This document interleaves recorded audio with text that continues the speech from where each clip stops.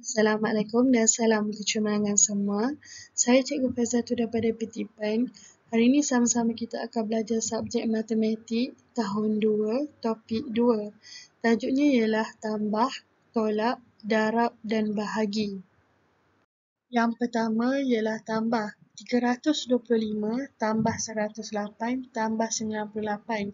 Murid-murid perlu tambah 2 nombor dahulu, kemudian tambah satu lagi nombor. 325 tambah 108. 5 tambah 8, 13. 3 turun di bawah, 1 naik di atas. 1 tambah 2, 3. 3 tambah 1, 4. 433 tambah 98. 3 tambah 8, 11. 1 turun di bawah, 1 naik di atas. 3 tambah 1, 4. 4 tambah 9, 13.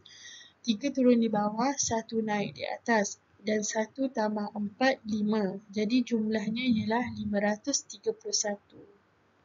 Tajuk yang kedua ialah tolak. 498 tolak 32 tolak 40. Murid-murid perlu tolakkan dahulu 498 tolak 32. 8 tolak 2, 6. 9 tolak 3, 6. 4 turunkan saja. Jadi jumlahnya ialah 466.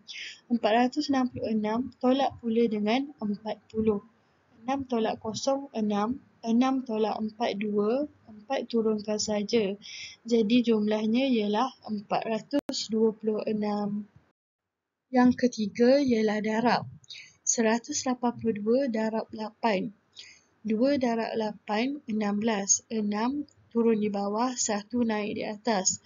8 darab 8, 64. Tambah 1, 65. 5 turun bawah, 6 naik di atas. 1 darab 8, 8. 8 tambah 6, 14. Jadi jumlahnya ialah 1456. Yang terakhir ialah bahagi. 24 bahagi 2. 2 bahagi 2, 1. Naik 1 di atas, turun di bawah 2. 2 tolak 2, 0.